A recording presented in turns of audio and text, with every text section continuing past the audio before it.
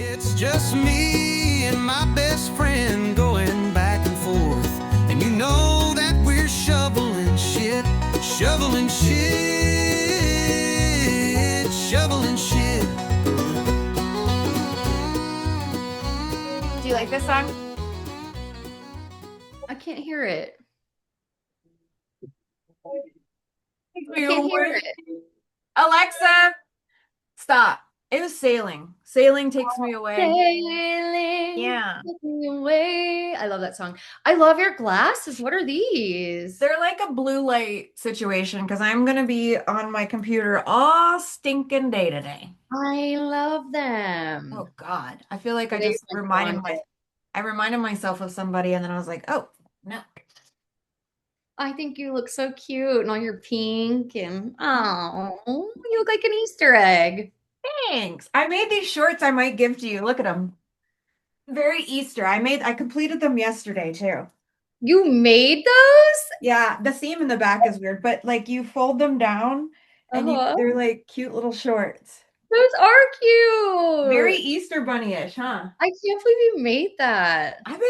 I think it's my coping mechanism is crocheting. Yeah. Yeah. I took my needlepoint stuff you gave me to Mexico and my eyes went crossed. I was like, am I capable? Can I do this? Did you do it? Like you did it so much it crossed your eyes? I unpacked it and read the directions and got it in the loom and stopped. Well, needlepoint, I started one too, and I was like, so much work for very little payoff. So I've that's what I cross stitched before, which I kind of thought that might be. I love it. Those make me think of the lady in the underground of Beetlejuice. What do you mean? Oh, like in the And she's a talk, she talks like this. oh yeah, I like her. Like the caseworker. Yeah. Yeah, I could see it. But I don't know why. I mean, yeah, I don't know. Weird. I'm weird.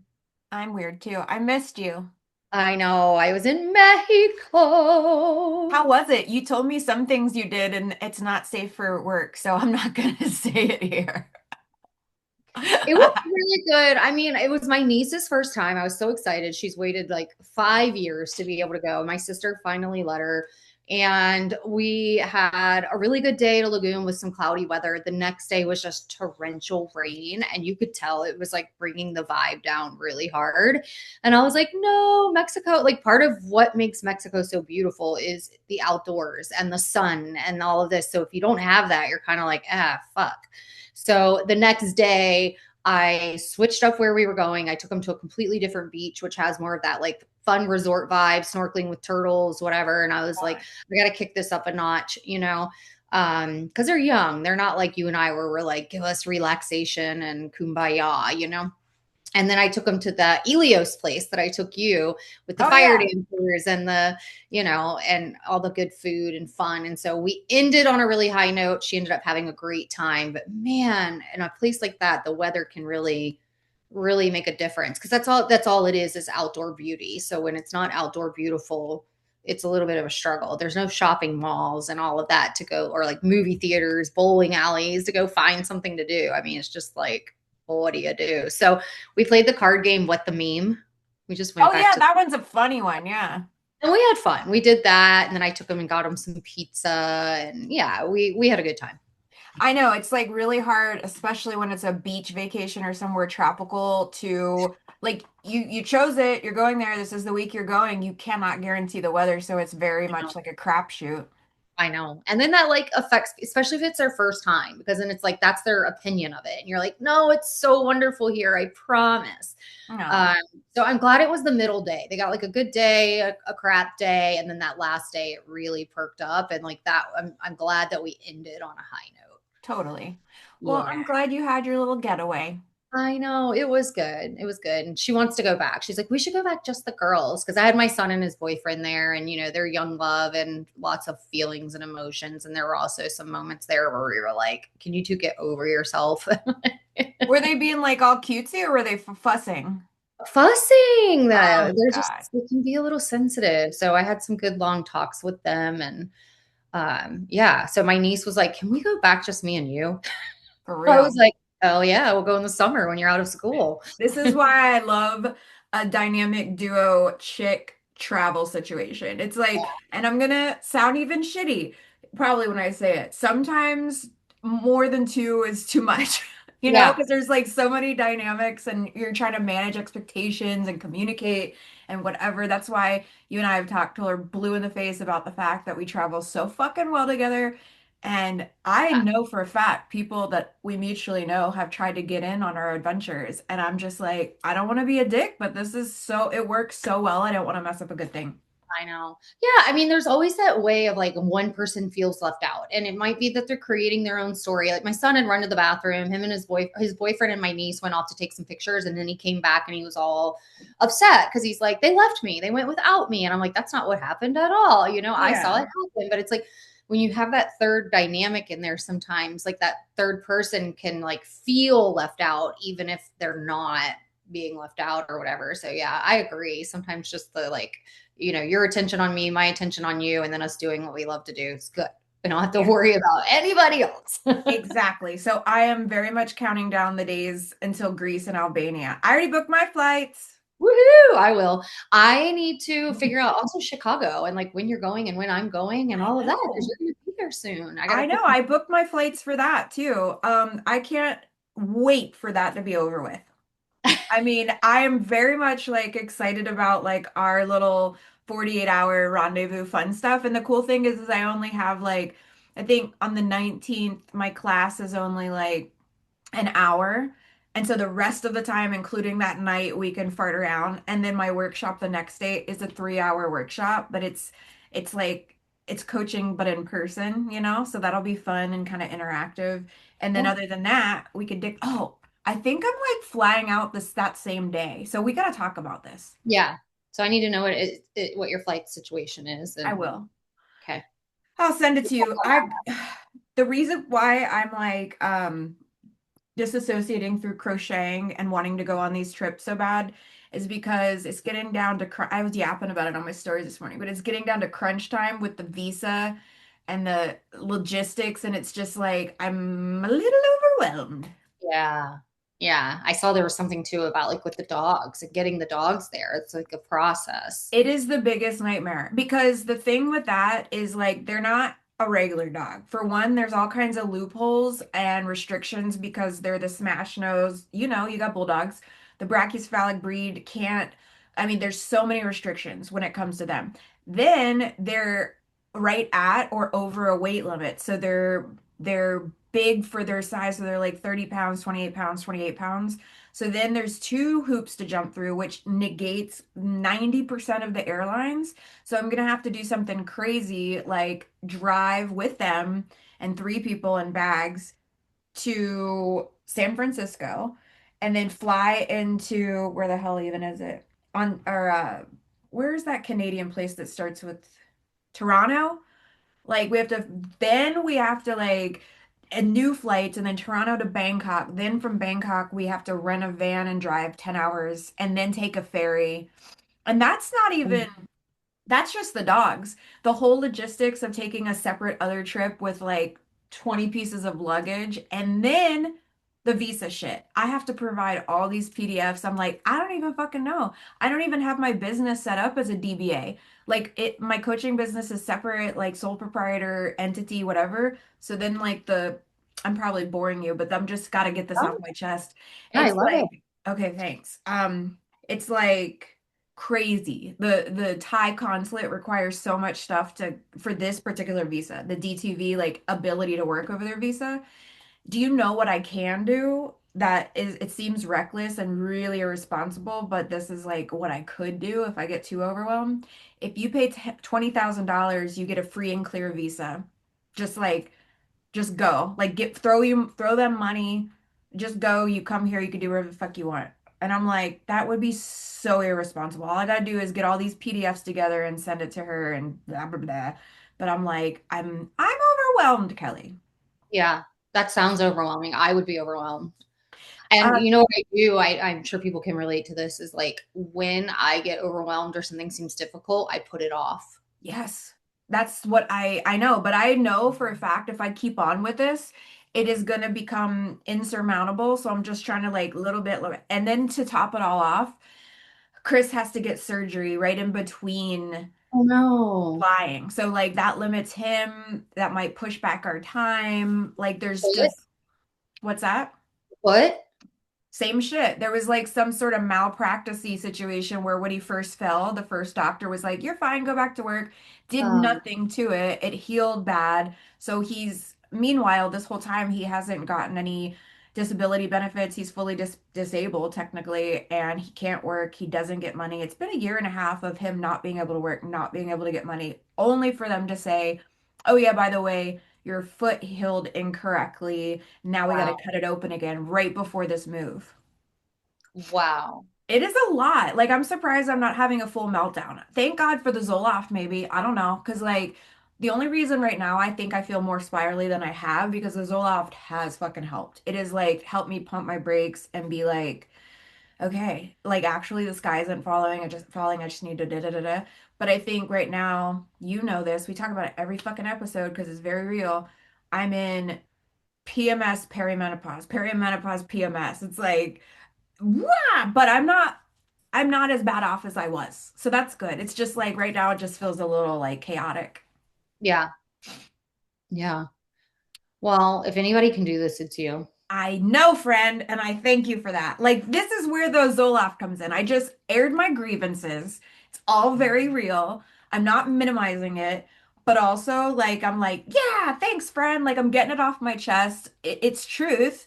I'm not glossing over it, but I'm still capable. I'm still gonna get through it one little step at a time. I appreciate you letting me share all that. I think this goes with a lot of the conversations we've had where you've said that like sometimes you feel bad about like I don't know, like dumping on your friends or like sharing the bad stuff. But this is a prime example of like you're allowing me to share the bad stuff and I'm like being fully transparent, but it's like I'm not an Eeyore, it's just facts. It is just Yeah. facts and I will get through it. We get through shit. It's just being a human. So this is one of those things where like I'm done with it. Look, see? Thank you. I aired it all out. I'm still like gonna fucking live and be silly and do my thing, but it's just what are you gonna do? Yeah. Well, I think that's like a really good lesson.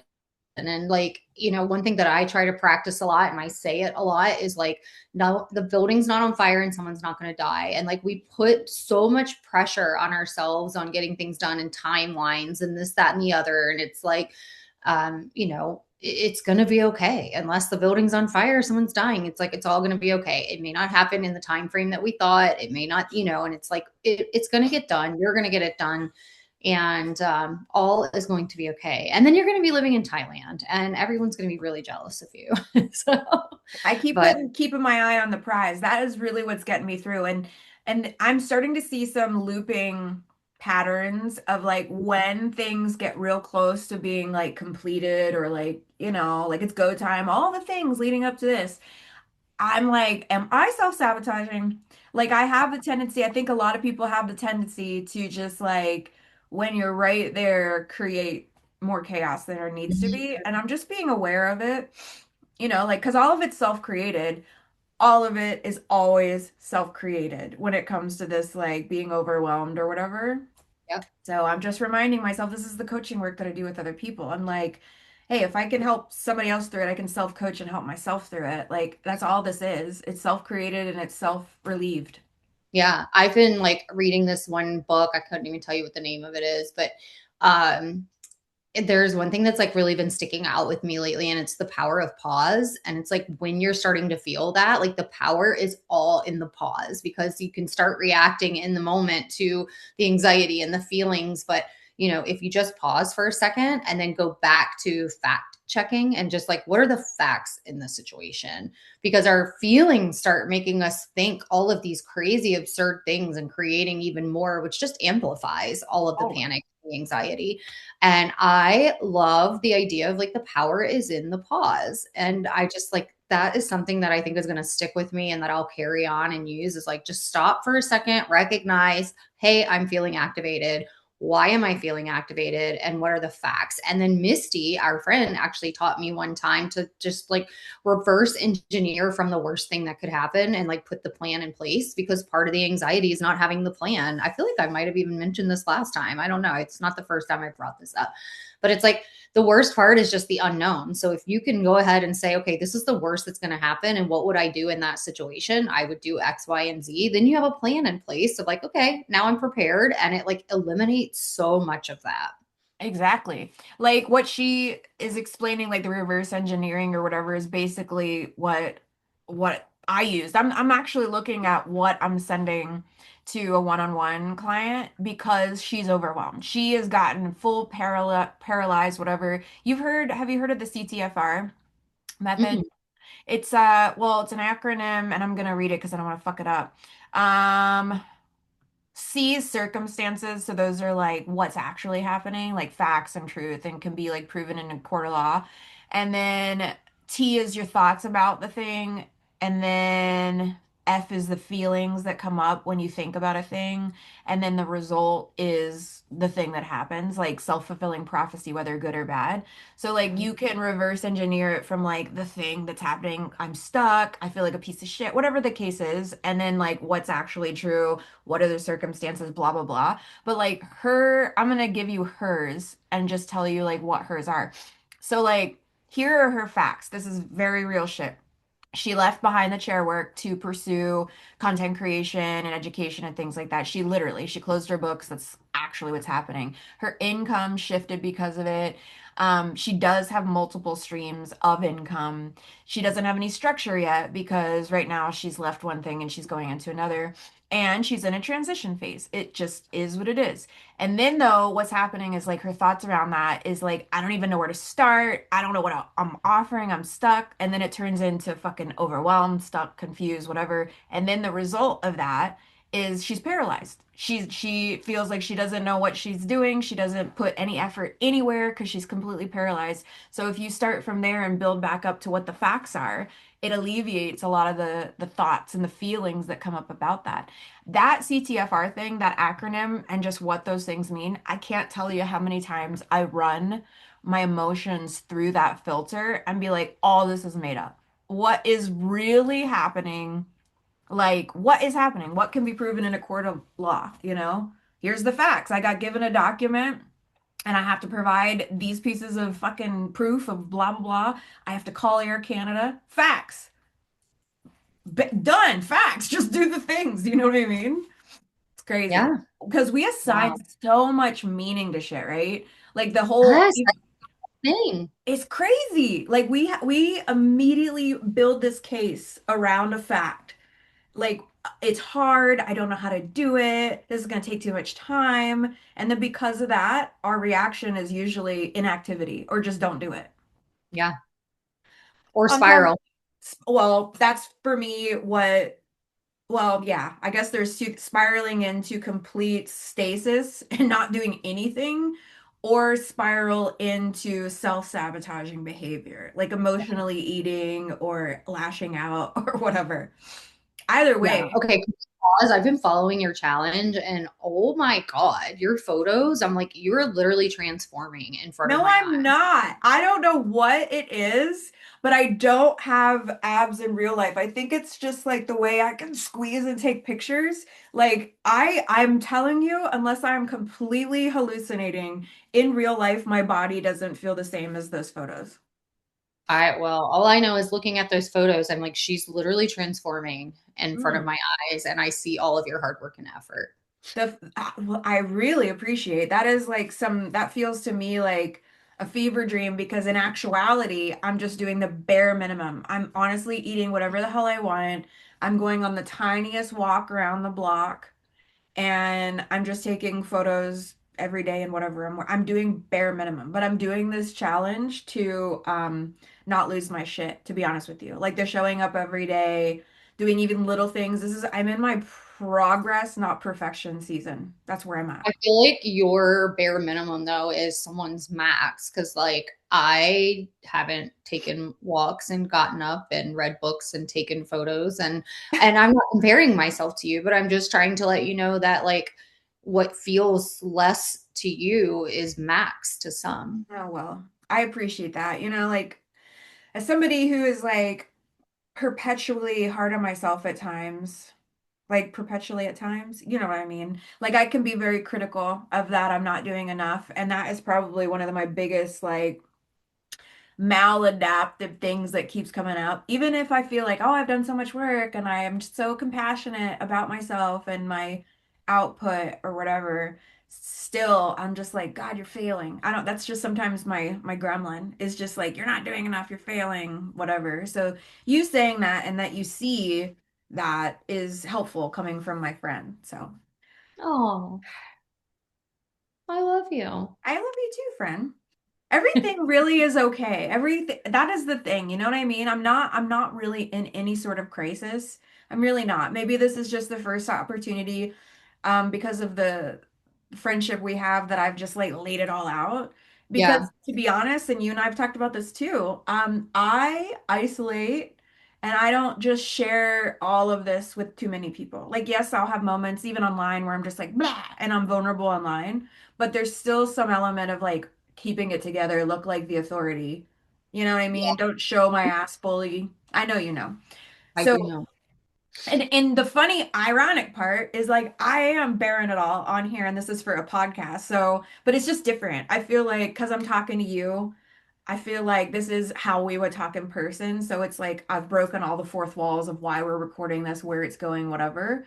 Um, yeah, I can't remember what my point was, but it feels We're good. shooting the shit. What's that? We're just shooting the shit. That's all we're doing. Yeah. I mean, it is what it is. Not everything is just, I keep saying that a lot, but like, I feel like that is the anthem for life sometimes. It's Yeah. just, it is what it is, you know? Yeah. Yeah, I agree. And we're real people. And I think that that's relatable. And I think being around people who are willing to be open and honest and have conversations like this is what makes me the most comfortable to do that with other people.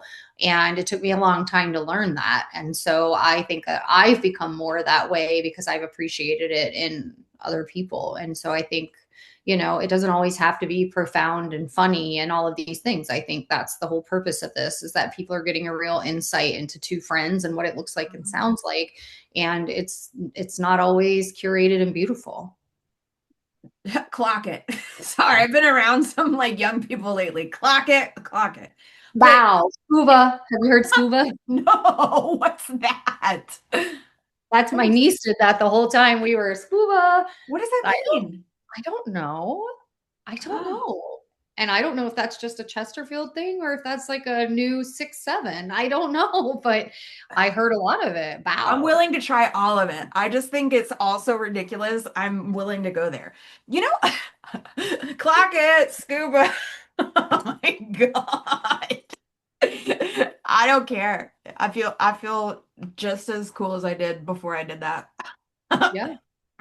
Okay, so this brings me what you just said makes me think of something. So in the group, I have the empowerment project, rah, rah, rah. I don't want to, it's a long name. I don't want to share just the group, right? So somebody was sharing, talking about showing up online and how we were just talking about like authentically and how kind of there's this like barrier where we show up one way with our people that we're closest with and then not online. Like there's this weird barrier. I don't know. I do know what it is, but it's too much to get into.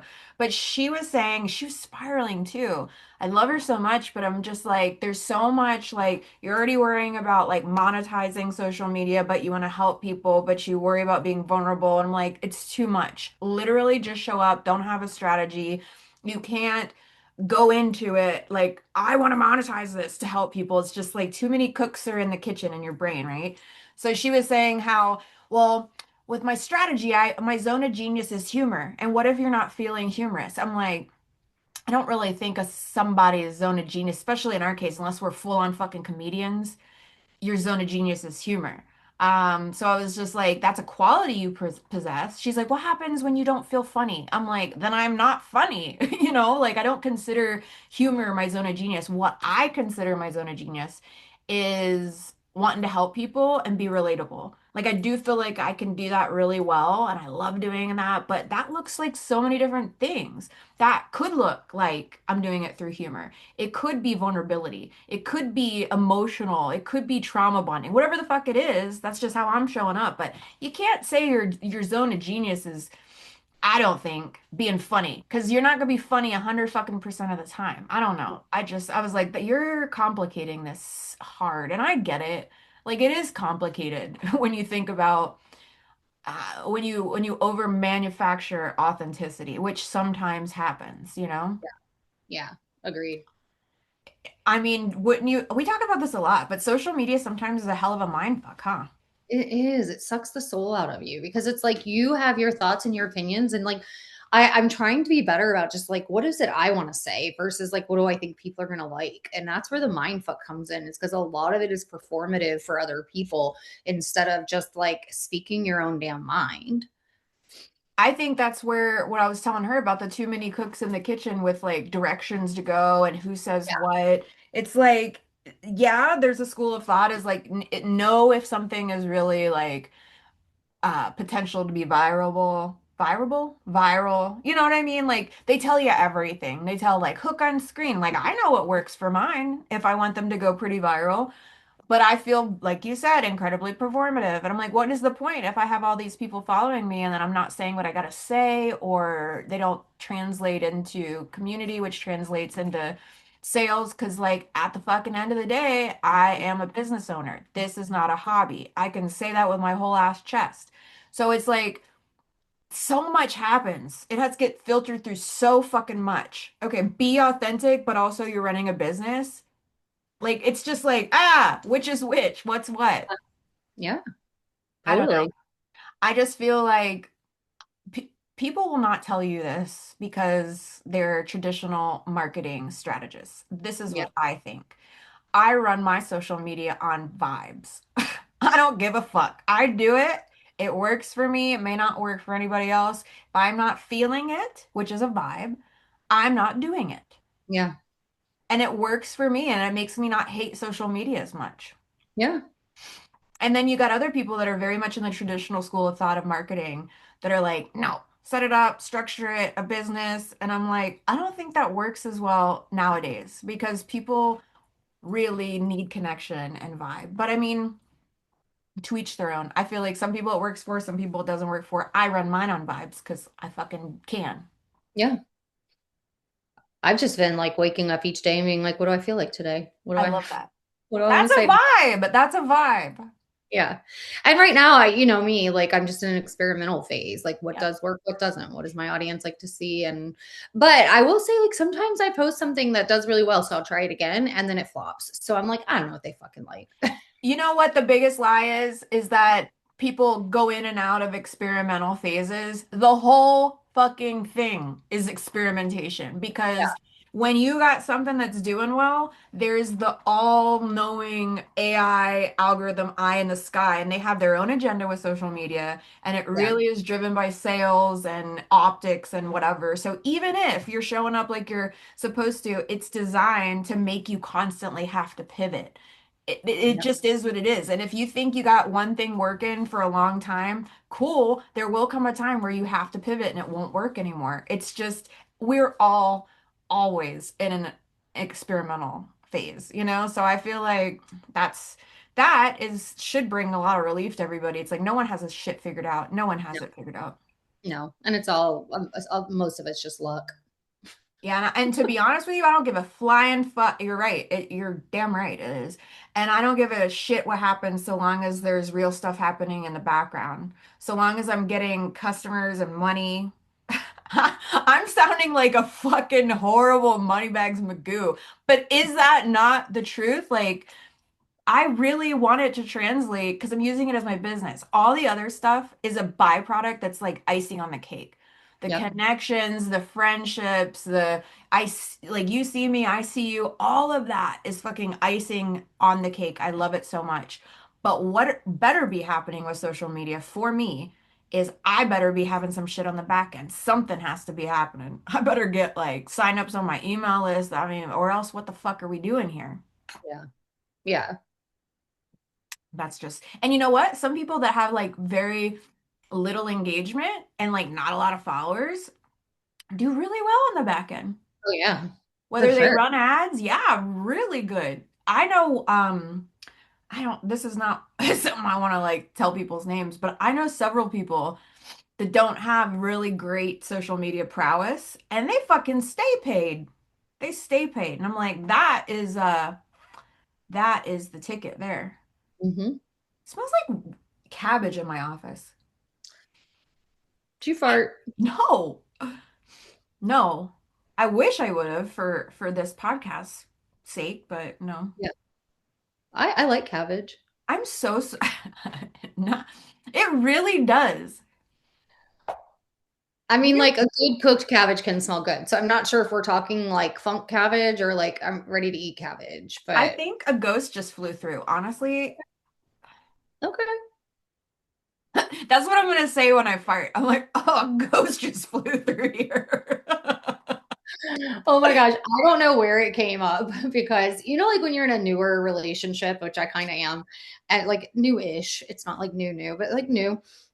And you get to that point where it's like you've spent enough time together, like you can't avoid the fact that you're a human being and sometimes you have to go to the bathroom, right? Well, I don't know where it came up, but like one time I had to, and it was like one of the first times, and I was like, I'm gonna like step away. I think I need to have a private moment. And like that's now become our thing. So it's like I'm like, I need to have a private moment. I don't know where it came from, but now it's so funny. No, to go to the bathroom, but in a way that ladies don't do. So now I have private moments, but he has started saying it. And now we're both like, excuse me, I'm gonna go have a private moment. You know what Chris says? I'm gonna go paint the bowl. That's what he says. And I'm like, you're disgusting. And then I'll say, sometimes if we have to do it together, he calls it a team steam. And I didn't know what that meant, but now I do. Team steam. Ew. I know. I don't like it. I think 10 years in, we just come up with all the best names, like laying cable, pinching logs, fucking taking shits, dropping kids off.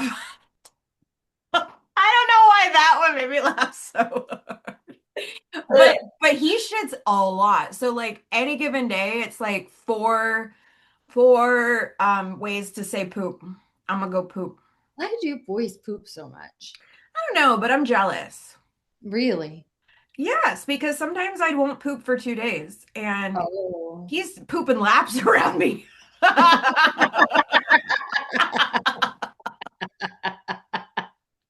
I think I've just figured out again why our podcast is called Shovel It and Shit. He's pooping laps around me. I think of a visual. I just see all the poops like around me. It smells like cabbage still. Oh, is he pooping? Probably. If I know Chris, him. not you. If I know Chris, he's for certain taking a shit right now. And it smells like cabbage. No, he's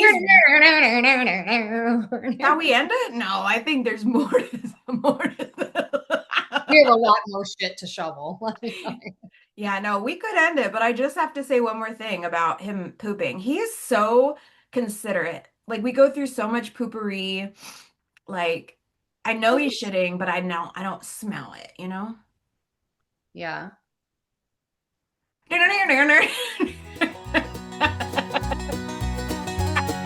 Here, let's end this now. It's just me and my best friend, shoveling shit, walking through life, take it bit by bit.